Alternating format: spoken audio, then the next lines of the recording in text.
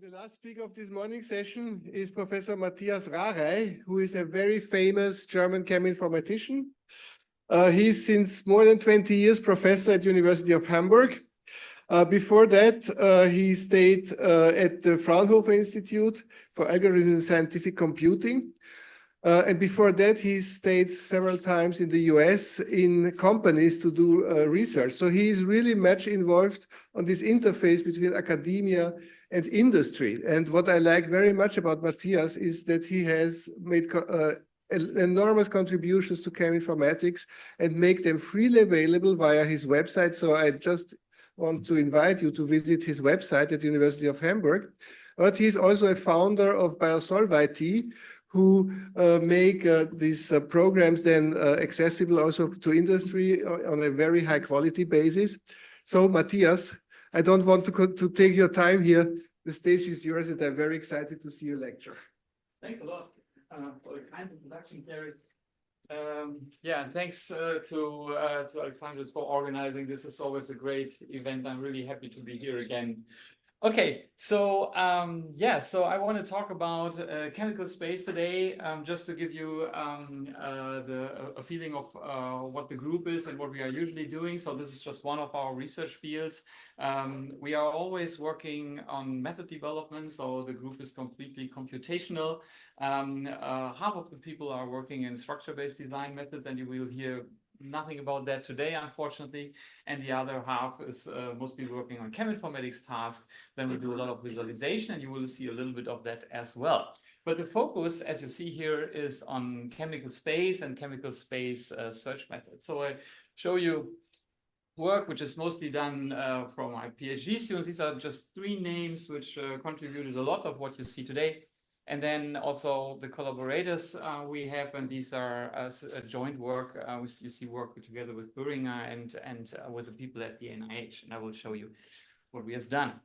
Okay, so what are we talking about? So basically, I start with the historical part, as Gisbert has done as well.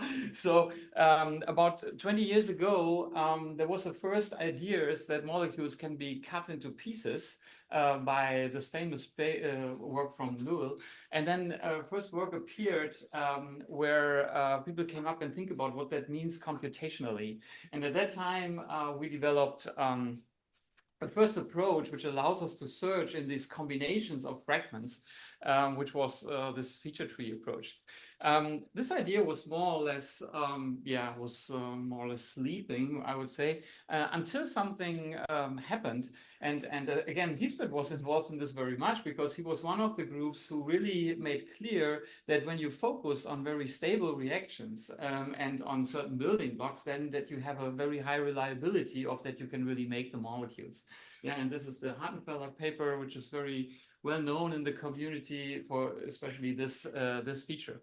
At the same time, others, especially enamine, started also in the companies, started to think about what it actually means and build the industrial setup actually for creating these large spaces of molecules which are easy to make.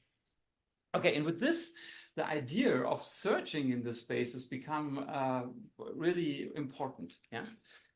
So this is just to show you the history of how this developed over the last year. So 2015 was the first time when the zinc database was published, with a few million compounds, 10 million already. And then you basically see here the growth of the enamine real space, so which is probably the most known make-on-demand library today, which is built on these combinatorial ideas. Yeah. And starting with also in the range of 10 millions in the 2018, now just 5-6 years later, we are in the range of over 40 billion compounds. Yeah, and this is especially interesting because most of these molecules can be made, most of them can be just purchased, which give us a real search space, which is easy to analyze, and which gives you directly the possibility to decouple the design part from the make part. Yeah. Okay, so this is not the only space which is created. So Biosolve IT is very active in this, and I think tomorrow Marcus will be here and will tell you probably more about this. So this is just two newer examples they created. So there's this explore space, which is coming from e-molecules, with a slightly different idea. So it's a cookbook approach. So basically, they have give you the guidance how you can most likely make the compounds and where you get the building blocks from. Yeah, and this is already several orders of magnitudes larger. So here you have a space of 2.8 trillion compounds. Very recently this year, so Ambienter produced or published the Ambrosia space, just based on roughly 30 reactions, 110 billion compounds you can actually construct out of this. Okay, so this is basically the idea. So describing the space of molecules by small fragments and by the way how you can actually combine them. And this is the famous picture from Markus Gastreich. Probably he will show it to you again tomorrow. Sorry for that. And so it basically shows you that we have three regimes here. So we have public spaces. Some of them are on this combinatorial nature, which are in the lower left. Here in this part here. And then we have this commercial make-on-demand spaces. This is seen here. This is a real space, for example, on this right side here, where you can buy the compounds. And then you see this larger numbers here, which are from companies. And these are basically spaces the companies construct from their lab notebooks, from their knowledge, from their building blocks they enrich this with public knowledge and create also these collections of large molecules. Of course, these molecules are never written down on disk. It's impossible, yeah? But they exist, and they can basically go to every molecule in the space and actually find it together with the rules how to actually generate and synthesize it. Okay, so you see the numbers getting high, and this is important for us, even if the spaces are not publicly available. This is important for us because for us, we know that the methods we are developing don't work just in 10 to the 10 or 10 to the 12. We can also show that the methods are working to 10 to the 20 or 10 to 26. Okay, so now I want to show you an example of what it actually means to construct such a space, because you're looking at this space and say, hey, that's great, yeah, but what have the people done to actually create this information? There's a huge amount of work behind it. And as an academic group, we usually don't do that because this is a lot in collaboration, of course, with industry or with confidential data. But we have here colleagues here at the NIH, which is Phil and Mark, yeah, and they created the so-called SAVI library, yeah, and SAVI library was published in 2020, and what they have basically done is they had a lot of historical data from this LASA program with all kind of information about retrosynthesis. And then they basically evaluated this. And then they came up and say, hey, now we have 1 billion compounds created this way. But these are 1 billion enumerated compounds, which is very hard to search. It always costs an enormous amount of resources to actually look at these amounts. And then there was a question, can we actually convert these into something which is combinatorial so that we can use more efficient algorithms to actually search this? This is just give you an idea what it actually means to look at this data. Anyone in the room who knows Fortran? Wow, that's cool. All right. So this comes from a time, yeah, where Fortran was the preferred language for programming, and the style how this is written is Fortranish, yeah. So, and then you basically have to look at it. You have to understand it. There's some kind of rules. There's some specific writing of reaction patterns, etc. And with all our knowledge on doing things automatically, this was the point where we got manual. Yeah. So basically, these are about 50 rules where you have to read and convert them. And this is a big work of Malte and my group who went through all this and tried to convert these things, try to convert the skills, statements, etc., into something which is then combinatorial exploitable. This is where we are. So the SAVI library, these are the enumerated compounds, 1.74 billion in the last version. Then there's the space. Yeah, so the space has 2 billion, roughly 2.15 billion products. And we managed to have 75% identical, yeah, which is from our point of view already quite good. But you cannot achieve exactly the same thing, yeah, because in an enumerated library, you can always remove individual compounds. You cannot do that in a combinatorial sense. Yeah. But what does it mean when you work with the space? So having the SAVI library basically means that you have 200 gigabytes of data. Yeah, it's just a list of molecules. Yeah, having the SAVI space actually means that you have 2.3 gigabytes of data. Yeah, and this is already shows you this reduction, which makes the search so much more efficient. So if we think about search, here is basically the space of search methods we usually have in early phase drug discovery. Topological similarity, you all know fingerprints, ECFP, any kind of these kind of fingerprints. Then we have MCS, so this stands for substructure searching, maximum common substructure searching, scaffold searching, all these things. Reduced graph descriptors, probably not so well known, but also there, yeah, which reduces functional groups to certain nodes. And then we have the 3D world with shape searching, pharmacophore searching, docking. Yeah, and then the other dimension is what you are searching in. Yeah, so you can search in a few thousand molecules. Yeah, and we have methods for basically these things for years. Yeah, and the only thing why the reason why docking is yellow is that until today, scoring is not really reliable, precise. Yeah, we can do that, but it's not reliable, precise. It's a different level than if you do a topological similarity. So, okay, we can do this with millions of molecules without problems just by using more computers. Yeah, more computers, 10 times more, 100 times more computers, newer computers, then you're getting more things done. But you can't do this if you are in a scale of, maybe you can do it with 10 to the 10. But you will certainly never do it with 10 to the 20, yeah? And already 10 to the 12 is at the border of what you can really afford, yeah? And in really calculating these things. So this is the regime, which is interesting from the method development part. How can we solve these problems, yeah, without actually enumerating these compounds? And we have solutions for the first three. So as long as it's topological and no three-dimensional, it's fine. And we have ideas for the three-dimensional world. Yeah.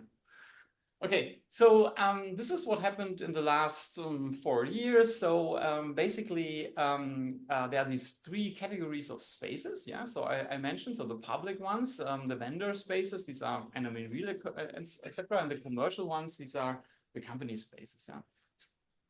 So the methods which are there, and I will not be able to talk about this due to time reasons, are SpaceLight, which is doing the similarity search with fingerprints, SpaceMax, which is doing the substructure search, and then there's the feature tree approach, the old one for the reduced graph. So basically we can do these searches, and I will show you at least an example in the moment so that you get an idea how long it takes and what you can expect there.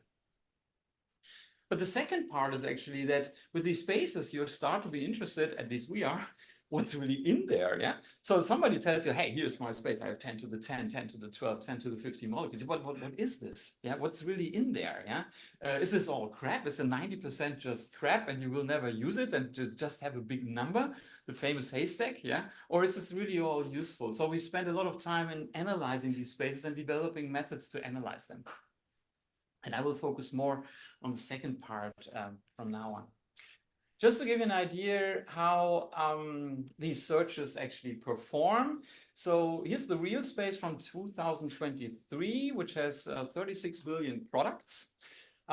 We wanted to know which molecules from drug bank are actually in this space. This is a kind of a good analysis question. So you have molecules from drug bank and say, is this available in this space? Exactly this molecule.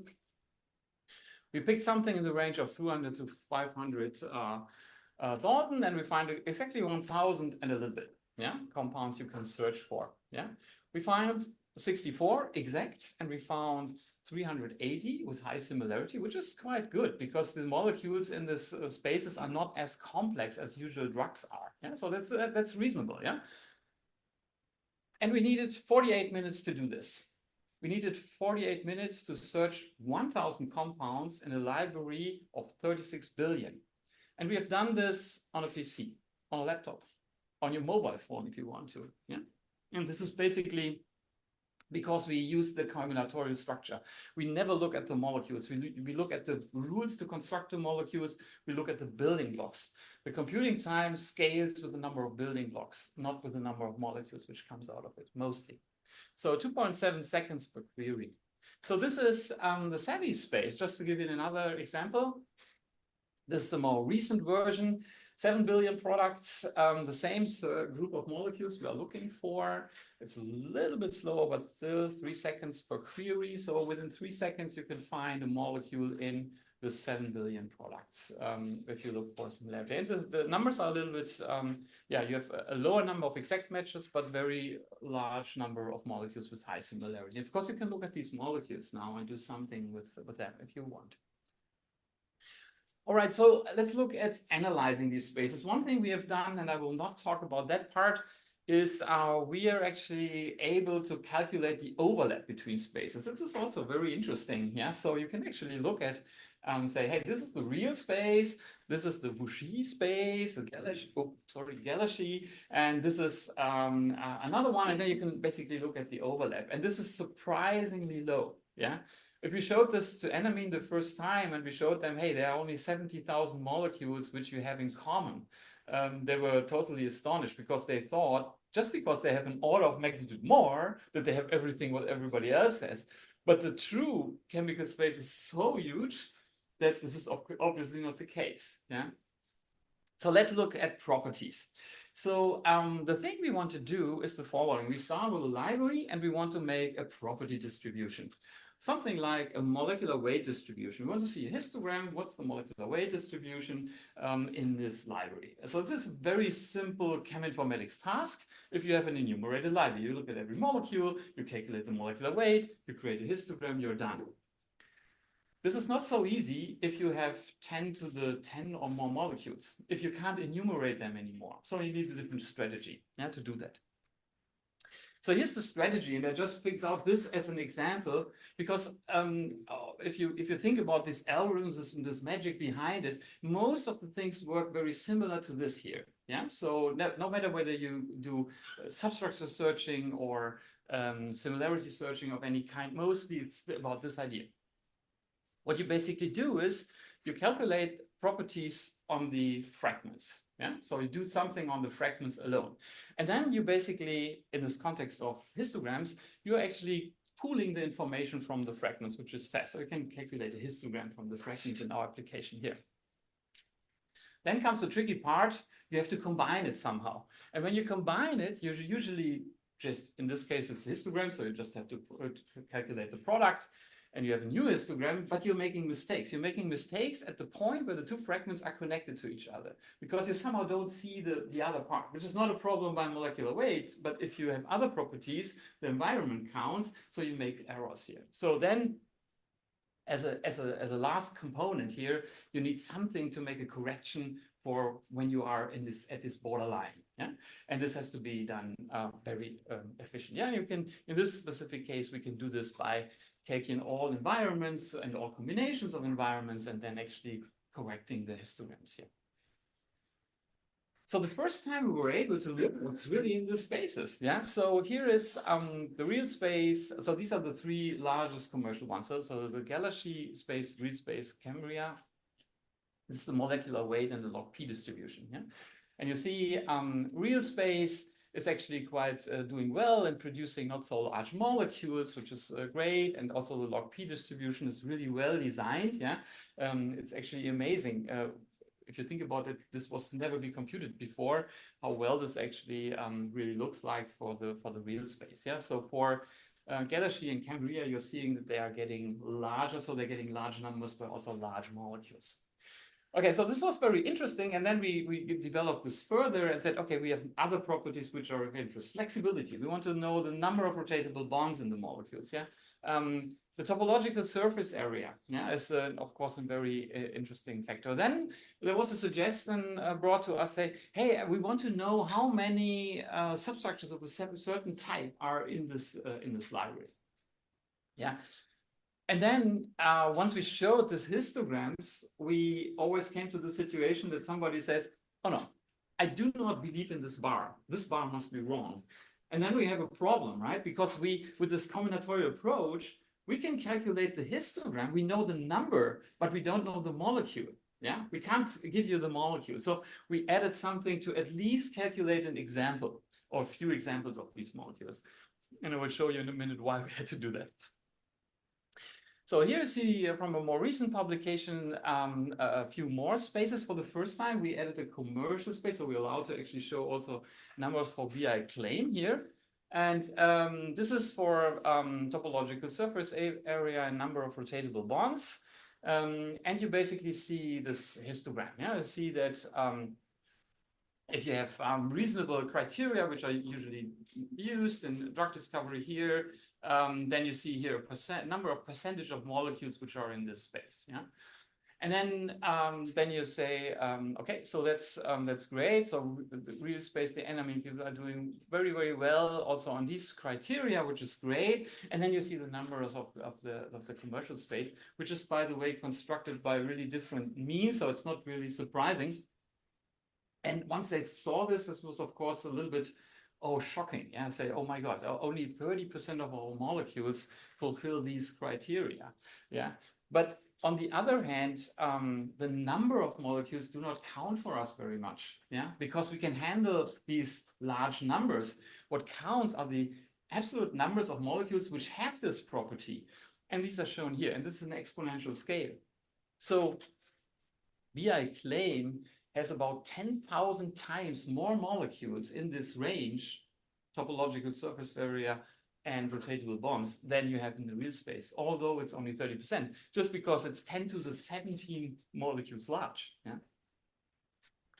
Okay, so you can look at the details and all the information in here. And so one reason why we needed this example tool is if you look at the real space here, this is the this pinkish curve here. You see that even in the real space, there are molecules with huge numbers of rotatable bonds. And we really needed to see them, actually, because everybody said, oh, there are only small drug-like molecules in there. No, there are also other molecules in there. Yeah, but the numbers are low, whatever low numbers mean in this context. Yeah, same. Here's a more detailed view on the smaller numbers, but I think it's fine. You got the idea. So related to functional groups, there was a question here. Let's assume you need an electrophilic warhead. Yeah, we are in an early phase drug discovery project. You want to have a search space, and you need an electrophilic warhead. Yeah, so we have about 200 smart expressions, which shows the fragments we would like to have. So we also extended our algorithm so that we can actually look for these larger collections of smarts. And here's the distribution you see. So you see VI claim, for example, has about 30% of the molecules having at least one of these electrophilic warheads. And we can actually also look in the details. Yeah, we can look at each individual substructure. Yeah, and can see how many molecules are in there. And this should give you an idea why it is so important to do this search exponentially with a combinatorial approach to deal with the exponential growth. Because every bar here you see from VI claim is in the 10 to the 16. Yeah, so really large. So these molecules can, of course, not be enumerated. All right, so just to switch to the three-dimensional world, yeah, so we look at this also, of course, and think about methods, how to deal with this. And one obvious way to go is with a generic search approach, yeah, like a genetic algorithm. So in principle, I'm not a big fan of genetic algorithms, I have to say. But in this case, I think it makes a lot of sense to look at them, because the genetic algorithm, which is operators, the crossover and the mutation, you can implement it in a way that you are exactly describing the search space. So if you are putting enamine real space as input, you can construct the mutation operator and the crossover operator in a way that you never leave this space. And this is really, really cool. Yeah, so you're designing all kind of molecules, and whatever you have in there, you could immediately order it if you want to. Yeah.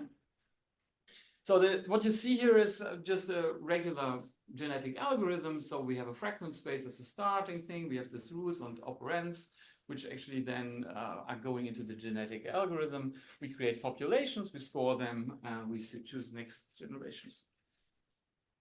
And the good thing, and this was the reason why we started with this, is that you can do this with everything. Yeah, you can go, is this a generic optimization tool? So you can basically do it with everything. Yeah, we do it with topological fingerprints, which doesn't make sense because we can do this in seconds, but we can do this to see how well it works. But you can do it also with a lot of 3D things. Yeah, you can do it with structural alignment, so with shape overlay. You can do it with pharmacophore matching, and you can do it with docking. Because the scorer at the end deals with individual molecules, so you can plug in whatever you want. Yeah, and just you can even combine things if you want to make a single scoring function and then optimize this in a genetic algorithm. So I think that's an idea how you have a general search method, although it's a search heuristic. Yeah?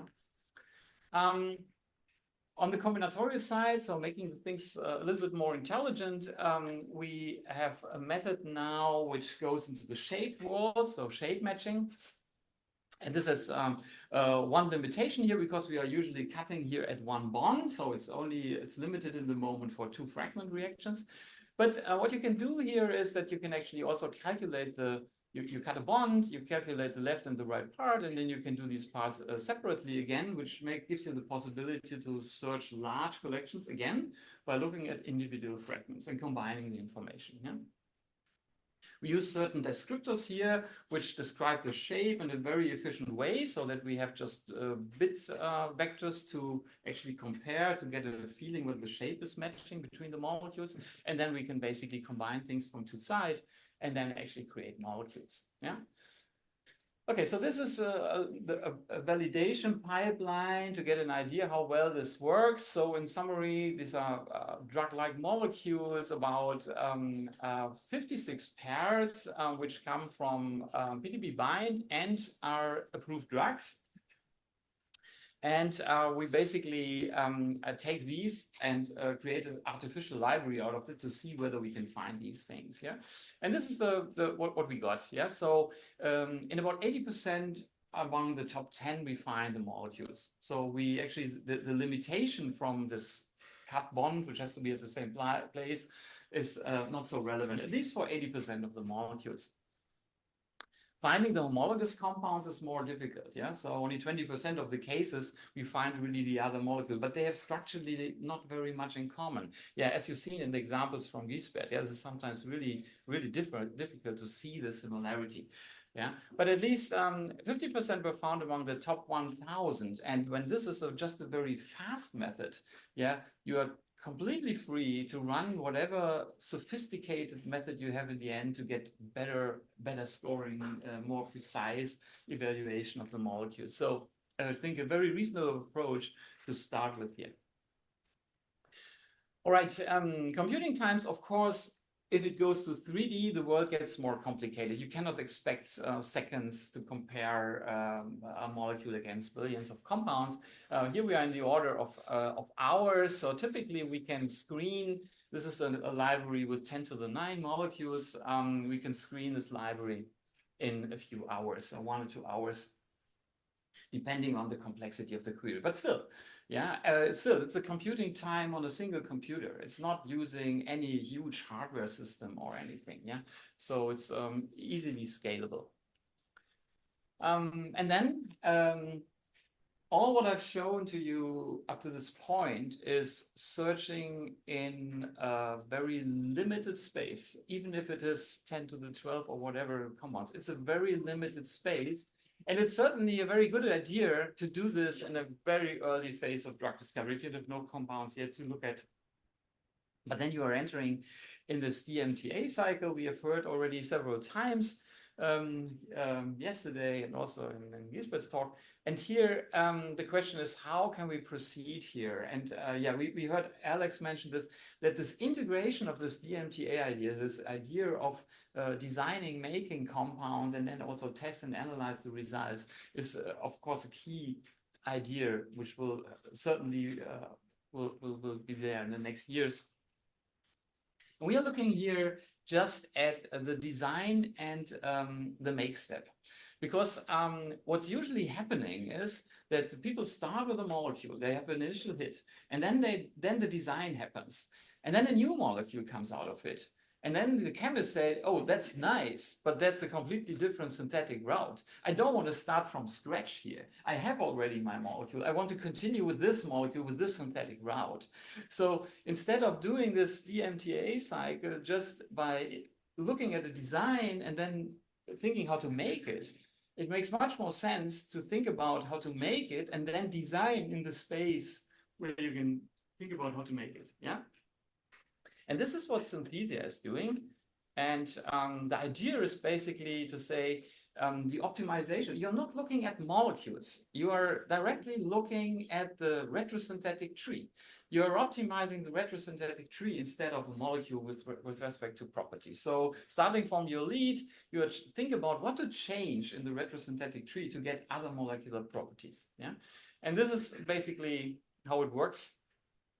So you basically enter a compound, you enter the synthetic route, and then you have constraints. You want to have a certain similarity or dissimilarity to certain other compounds to make it more, to improve certain selectivity issues.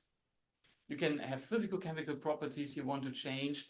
And then the output is not just new molecules, it's new synthetic routes, which are as close as possible to the ones you have. So in this approach, we can do reaction exchange, we can do multiple reactant exchange. We can also do a reaction exchange. We can do route shortening at some points. We can actually modify the whole target and look then for changes which have to be done in the synthetic route. Yeah? And this is actually, I think, a way forward to think differently in the DMTA cycle, which is just the first initial step of a complete integration with everything.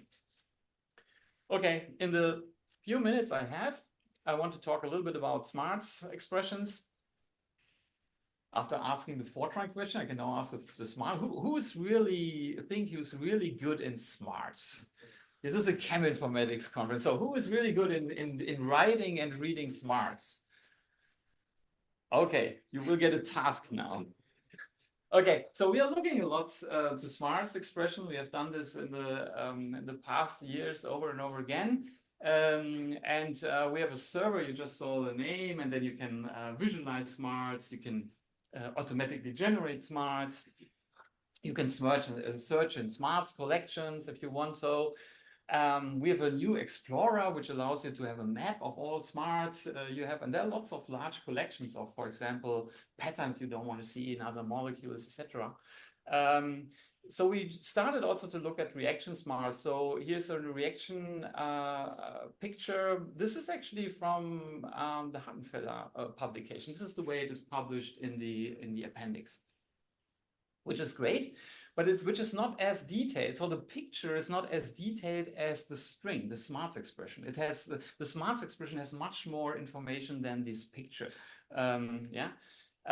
This is a reaction picture, a drawing of this reaction with all information which is available in the smarts expression. Yeah, it's of course also a little bit more difficult to read, but you see the chemical structures, you see the elements, you have this great legend down here where you can look up things if you want so. You see the mapping between the atoms. So this makes it much more easier to read these things.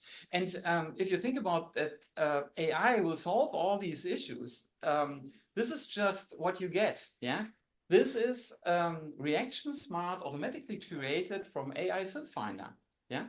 And then you think you have 40,000 of these strings, yeah? And chemists want to understand what's going on here. That's the question now for the smarts expert. What is this, yeah? This is a nitrogen-containing heterocycle formation.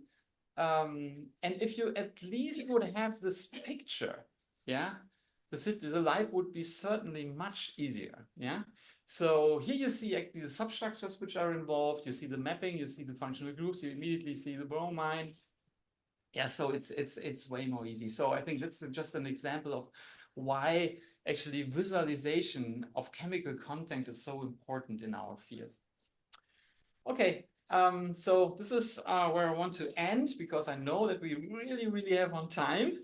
Thanks a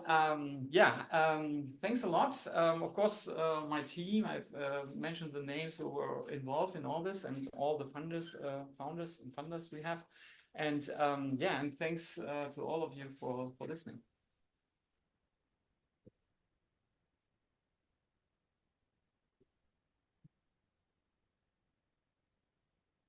Thank you, Matthias. I didn't promise too much. So great. We have time for one question.